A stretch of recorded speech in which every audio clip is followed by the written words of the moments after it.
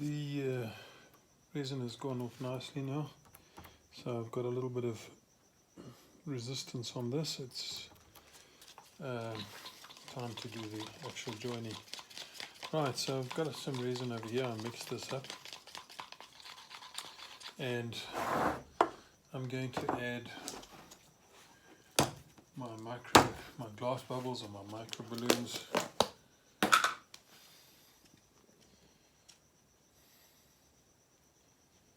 And this is going to be a fairly runny mix. I don't want a change this glove.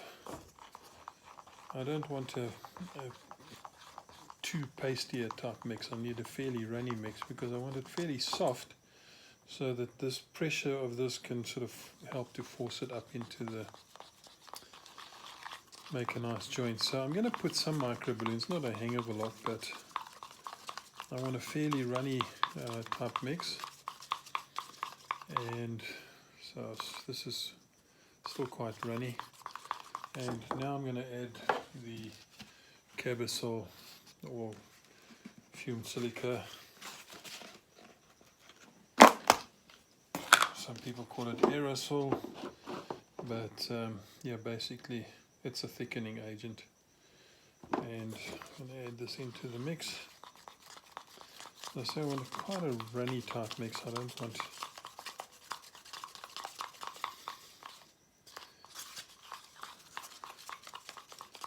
want this to be too thick, but it's got to be able to stay in a little bead. I'm going to put this into a Ziploc bag, and I'm going to bead it out all the way along there, and I need it to sort of stay in there without slumping too much, but I don't want it to be too thick.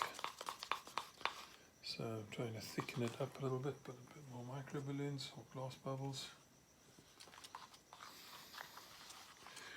Again, I don't have any scientific measure on this. This is just done by eye and feel. Now the Cabasol is basically always added to fillers and adhesives as the thickening agent, but it also tends to make the mix fairly strong.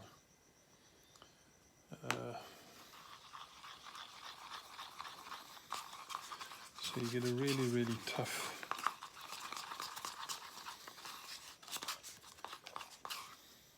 just a little bit runny, a little bit more micro balloons.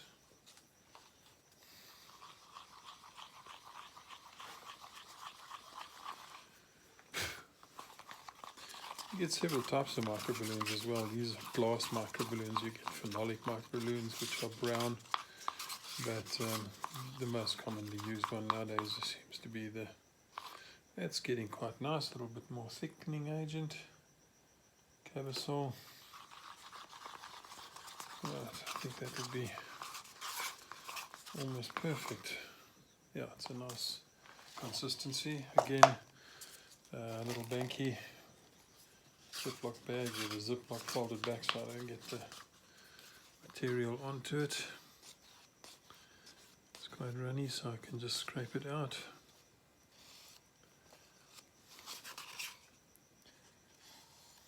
Got a hang of a lot more than I need.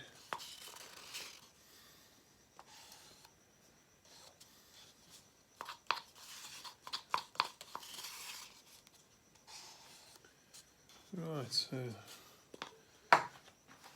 here we go. Let me just clean that out of there. I just want to get a new glove.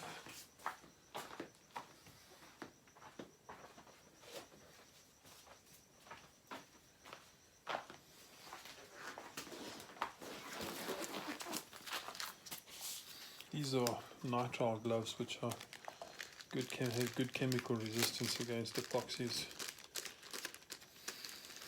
You get they come in a variety of different colors. These just happen to be black. Right, just get most of the air out of this. Zip that closed. Get my scissors. Nip off a corner here. Okay. Oh, there's one thing that I did forget. Right, Right, let's just do this again. Cut more of a corner off and put this all back in the cup. We'll get another Ziploc bag.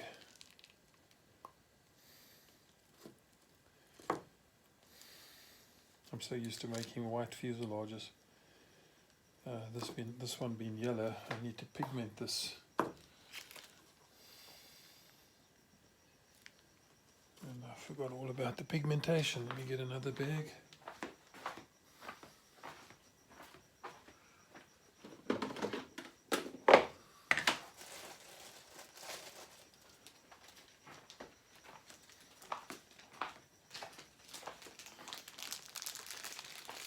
Right, fold that back.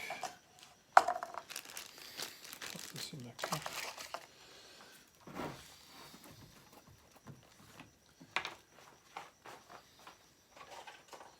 Right, to pigment this, I'm going to use the same 2K paint that I used to do the painting, but this time I'm actually not going to put any hardener into the paint. This is just going to be the pigment. Already the resin has got the hardener in it.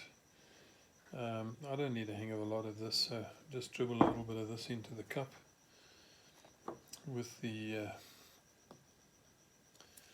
adhesive mix in it, and mix this in. So there we go, it's kind of nice yellow color. That's what I want, very similar to the color of the fuselage.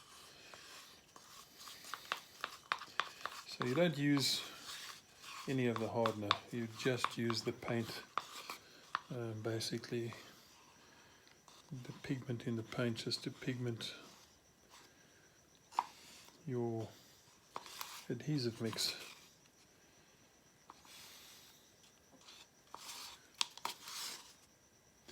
If you put the hardener into the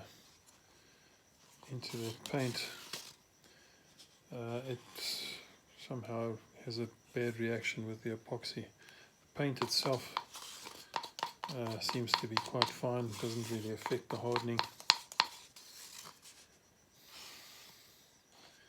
But don't put in too much, just enough to get the color in. Right, so we can build this.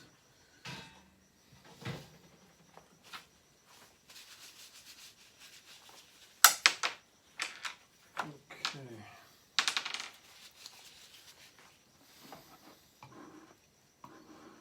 Right.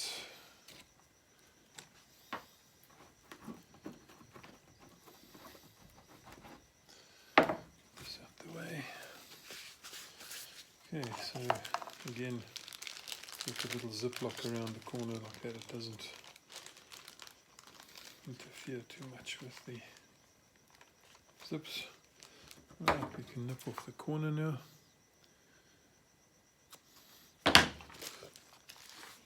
Right, turn up the bag, a little bit of pressure behind this. And all I'm going to do is just pipe a bead of this into this joint between the glass sticking up and the edge of the flange.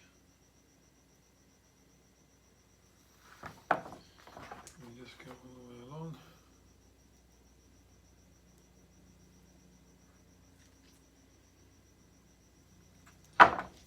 Just turn it up a bit more.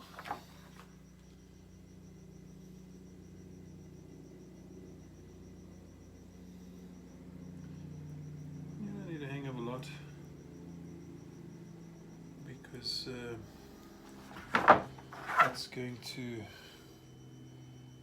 be squeezed between this piece of glass sticking up here and the glass in the fuselage itself. Right, so we just run all the way along, put a little bit on the leading edge over there, just clean this lump off here, and a little bit over here.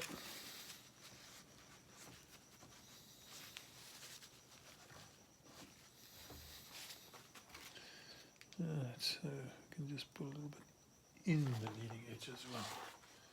A little bit here on the trailing edge.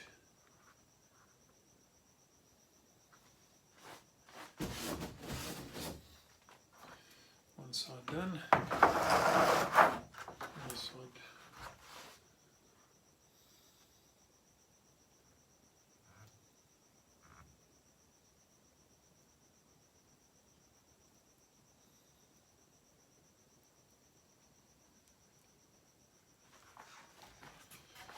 When we demold this, there'll also be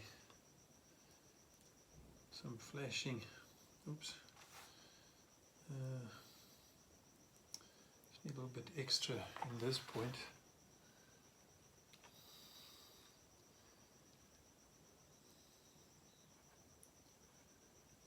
And in the joint there.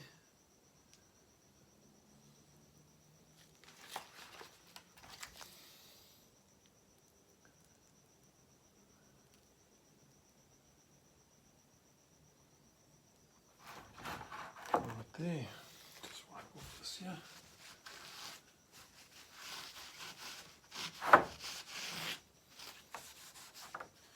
Okay, now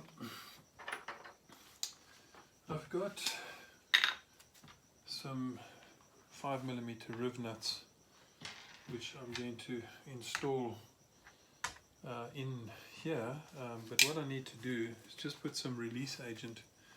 I'm going to use this man Easy Release 200. This is a really good release agent for releasing epoxies or steel, and it's just a spray, so you just spray a little bit of release agent onto this nut, bolt, so it'll release. Just give this a few seconds to dry off. Now I'm going to screw this into my riv nut. I don't want release agent on the riv nut, so just be careful not to get any on the outside. Screwed right up to the end. Just wipe off a little bit of. Right, and I'm going to position this in my fuselage, but before we do that, I just need to put a blob of glue onto the riv nuts itself. So I'm going to just plonk a little blob of glue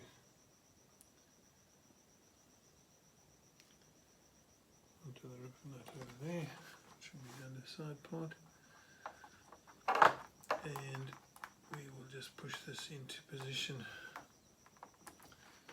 there. Other one is here. So we just put some glue onto this part of the riv nut, one side of it, and that side can go. Right.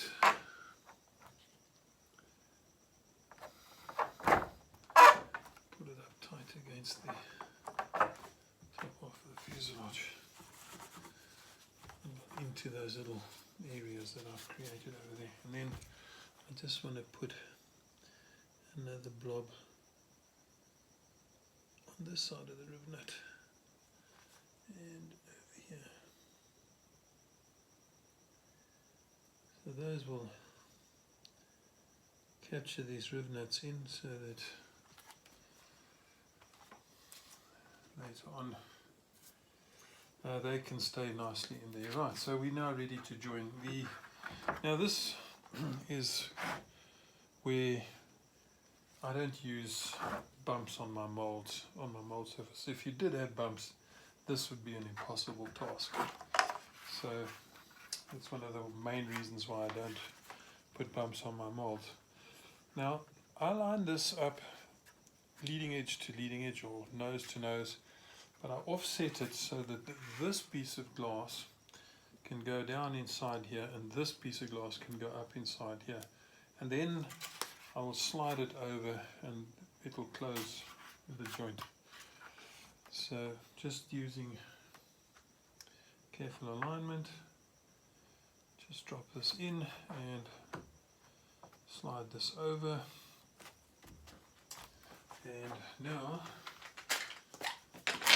my alignment pins go in. 1,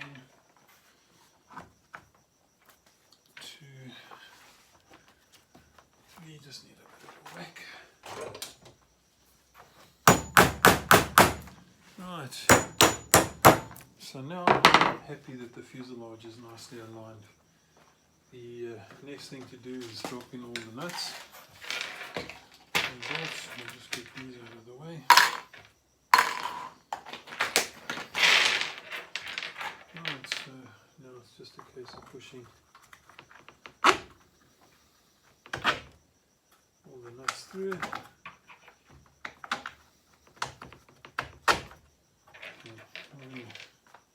Stop the video at this point and then I'll come back and show you how to just tighten everything up.